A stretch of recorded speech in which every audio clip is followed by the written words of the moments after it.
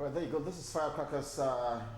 We have to go right now, but we have to leave you with this interview I had with some legal practitioners, Lagos-based legal practitioners here in Lagos, on the reactions from the reports by the judicial panel here in Lagos as we continue to anticipate the white paper by Mr. Governor and his team. We understand a 4-member committee was set up to produce a white paper from that particular report. We do hope and anticipate that it's out hopefully as soon as possible. We'll leave you with that interview now as we had a chance with former Vice President of the NBA, Mondo Bani. We also spoke with a constitutional lawyer, Audu Austin. We also had a chance with the late counsel of the #EndSARS protesters here in Lagos as well, Adeshino Ogunlana. That does it for us tonight on the program. From me and my team, good evening.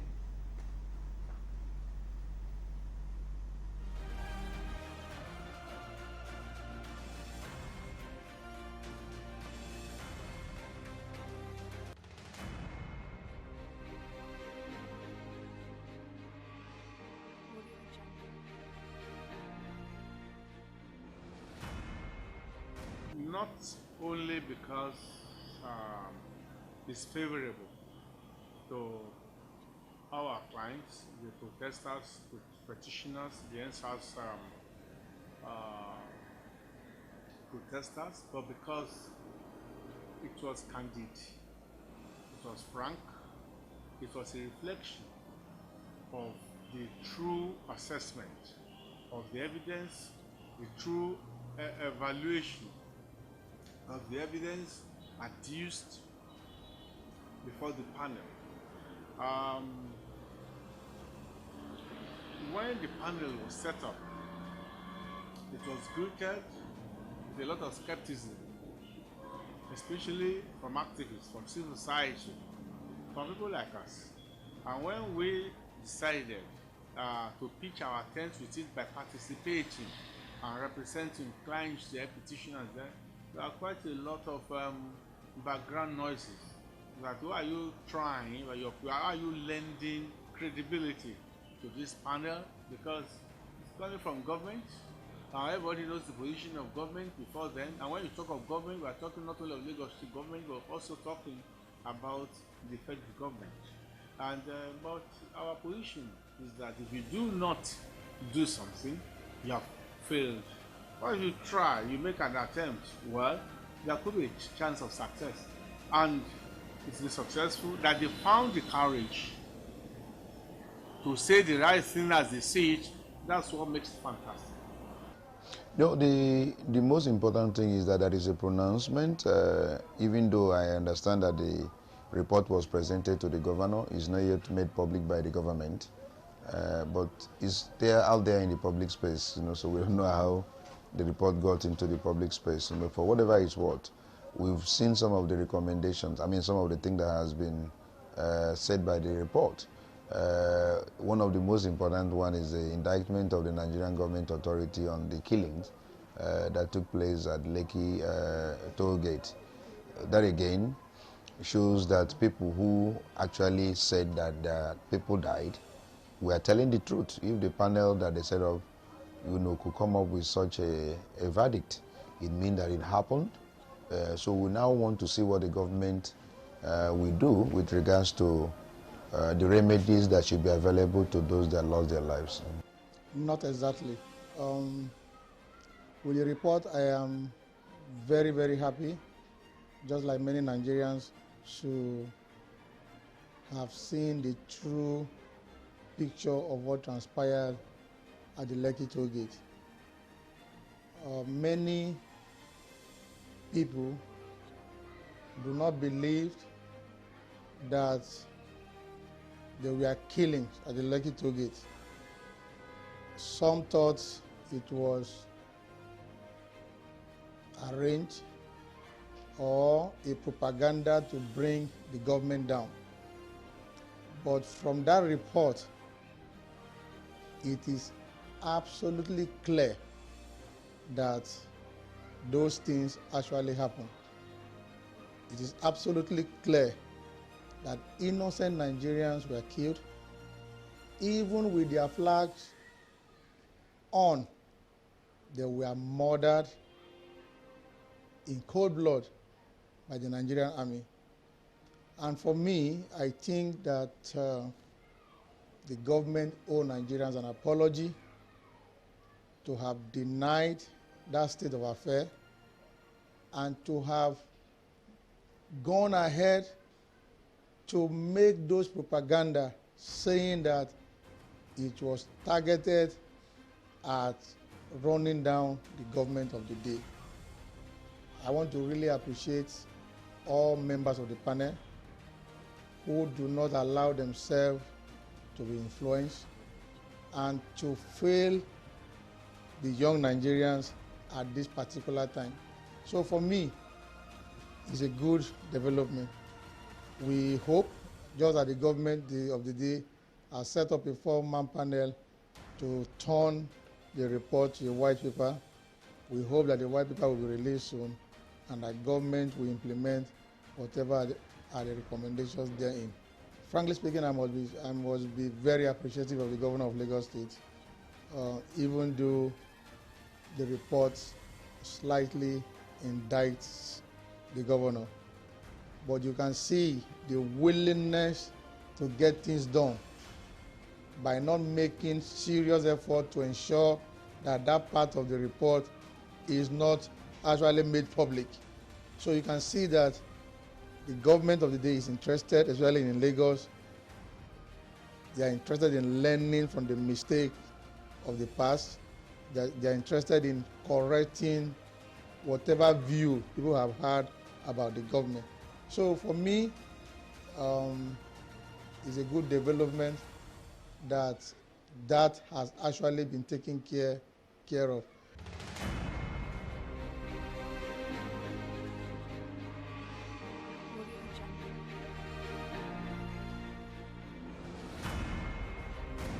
Not will they face the music, they should face the music. If by the antecedents of government in this country, one can say they will not face it. You know, government in Nigeria, not just this one, not whether at federal or state level or local government, generally they don't have the history of accountability to the people. They always hold a monopoly of ideas and they run counter to the wishes and desires of the ordinary citizens of the country.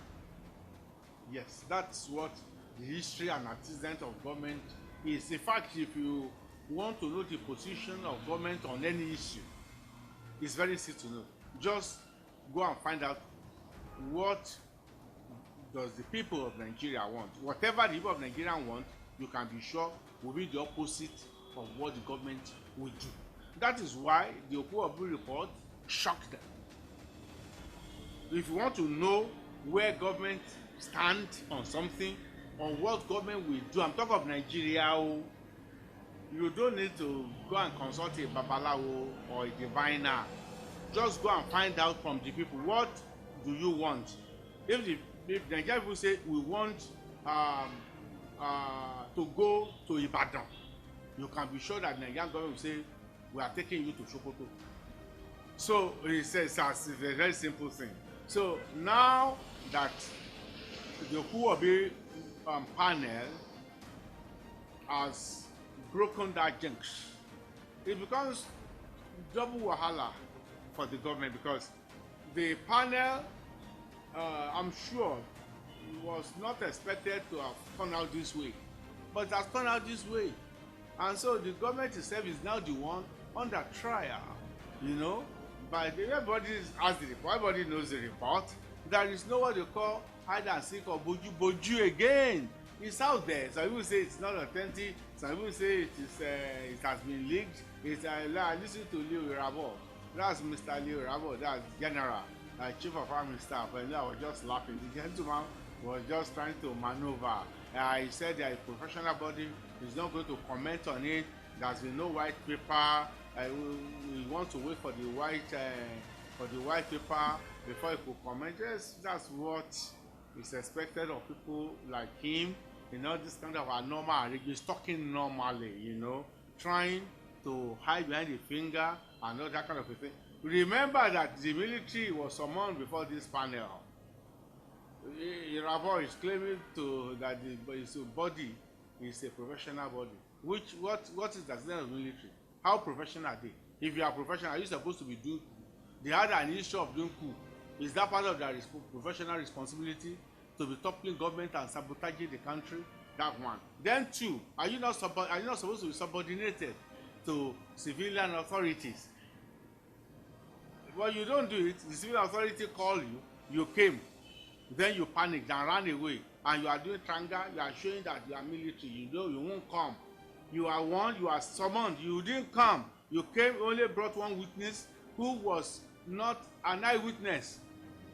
Brigadier Taiwo, General Taiwo, who was a DMI person who came to try to do a PRO job there. The real people like Bello, Lieutenant Colonel Bello, who led the troops, or Mata, who came to intervene and stop the carnage, you know, those kind of characters, and General Ndagi, who is a member, a representative of the military in the Security Council of the Lagos State. All these people are summoned. Did they come? We are bigger. We are bigger than civil authority. So I'm telling you that ordinarily, we do not expect anything from Lagos State government. We are not begging them. Now, let me be very clear.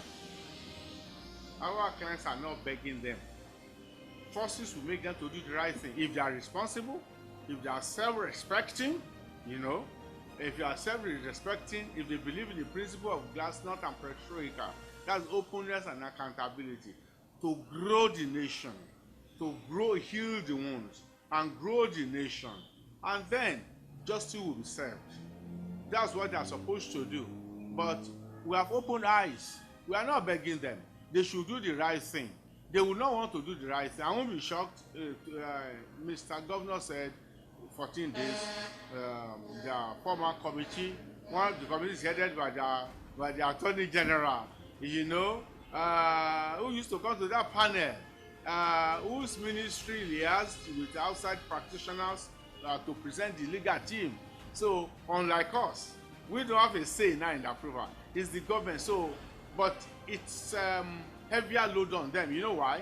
It's like, to their situation now, it's like somebody has come to your house and you now say, well, he's hungry. You now say, gentlemen, go to the kitchen, go to the refrigerator, you see food there. Serve yourself. It now depends on whether you are responsible. If you are a responsible person who self-discipline, you now say, well, this my friend, this my host, has a wife and 4 children, and I've only found 3 pieces of meat in the soup. Well, let me take 1. But if you go and clear everything, or you drink all the beers, or you drink all the minerals, it's to your shame. I'm emphatic. The Soroseke people, the NSAS people that we represent, we are prepared for them. We are not begging them to do the right thing. We are demanding that they must implement the Oku-Obi report because it is their panel. Yeah, what will naturally flow is one public apology that it is now confirmed that people died. Then I also think that there should be compensation, there should be remedy. Where there is wrong, there is a remedy. Ubi Jews will be remedial. I also feel that those who were directly involved in killing those young ones must be made to face the law. They ought to be prosecuted. That's way to assuage the anger and feelings of those who were wronged. That is what I think, the minimum requirement. So the government must apologize to the people. Because people were called names. You know, at the time, they were calling those who came out to protest as terrorists. All manner of names, you know, were leveled against them, despite the fact that they knew the reason why those guys, you know, trooped out in the street to protest, you know, on the issue of policing system and assault and violation of people's rights. That's why they came out asking for reforms.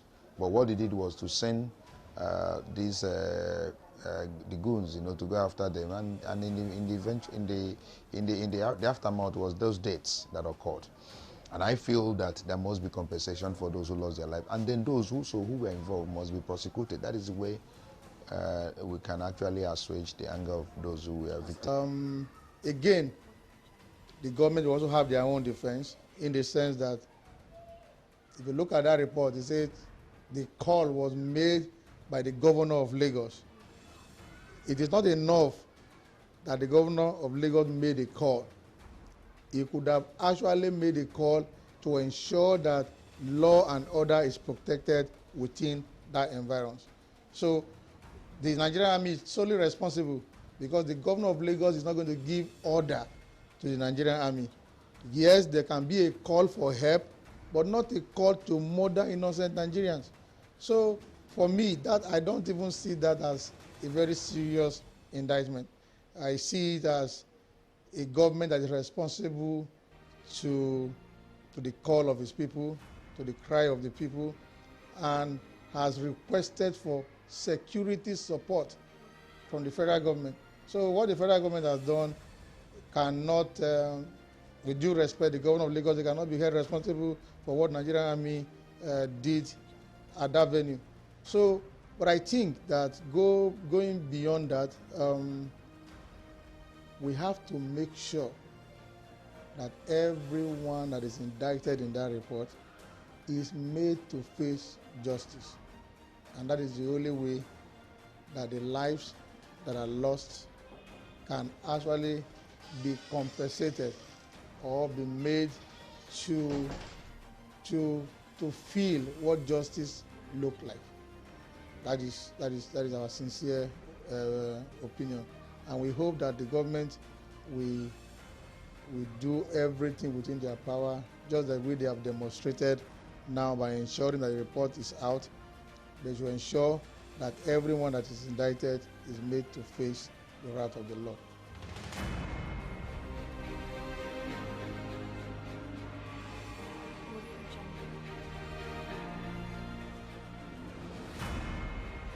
I believe the Nigerian government have learned something.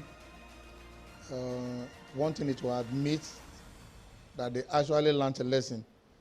And another thing is to begin to put corrective measures in place to ensure that that does not repeat itself.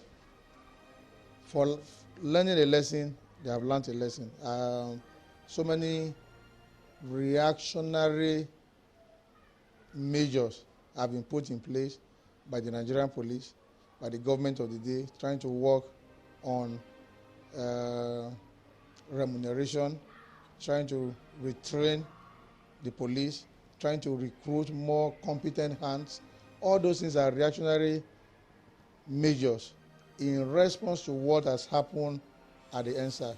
So it's a lesson learned, but how far can they drive those innovations and reformations in the Nigerian police to make it more effective and better for the country is the next thing that we need to look at.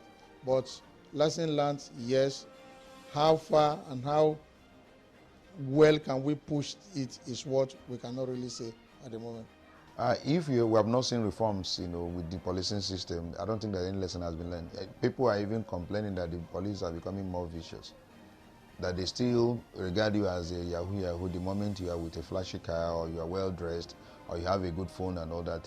The suspicion is that you are an armed robber or you're a kidnapper or you're a criminal, for which they will go about violating your right, which most times, was the reason why the protests happened in the first place. So I don't think any lesson has been learned, because if there is any lesson, we would have seen some high level of reforms, in the policing system. We are still seeing that people's rights are being violated. We still see that people are being assaulted. We also see the viciousness, on the part of Nigerian police officers when they accost you on the road and all that. They're not civil enough, and that civility is one of the things, people complain about, that they lack it, so we should see some level of change. But for now, I'm yet to see any change that actually will convince me that there has been some reforms,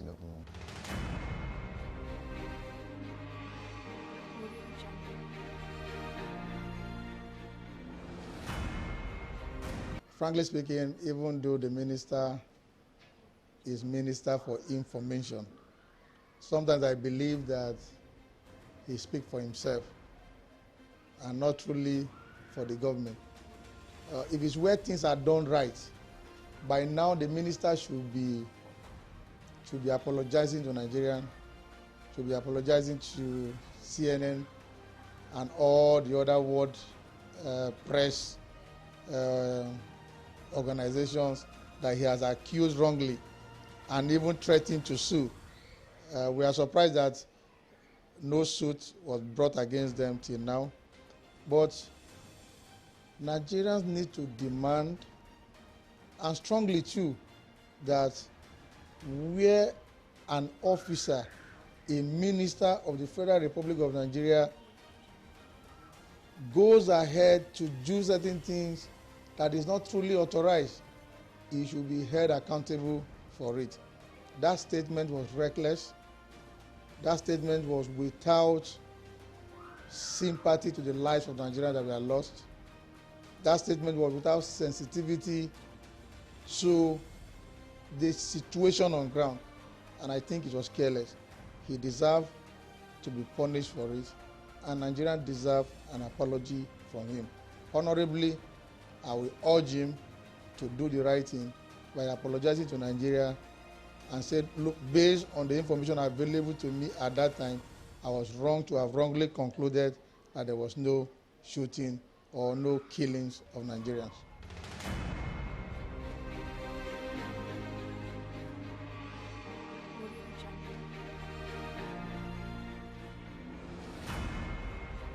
Well, first of all, let me make some clarification. To my knowledge, I'm not aware of NSAS protesters that were arrested and detained because of NSAS protests. Historically, and we must set the record straight, NSAS protests of 2020 started in Lagos in October 8 and was forcibly put down on October 20.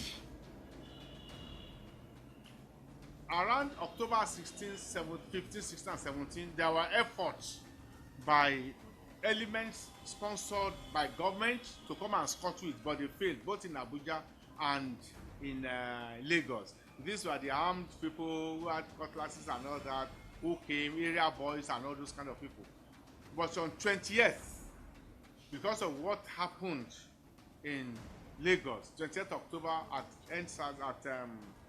NSAS barricade at the toll gate, that was the end of NSAS protest. Was possibly put down by way of massacre. At least we can use that word now freely because the panel has so said. Now, post 20 October 2020, there are a lot of violence that spread all over the country, including the looting of food packages that have been kept away from the sovereign people. You know, it was also the year of COVID-19. All these are disturbances that were not limited to Lagos. And so all those people, a lot of people, in trying to reestablish law and order. Police said they cannot give mortgage. Mortgage, you can give them.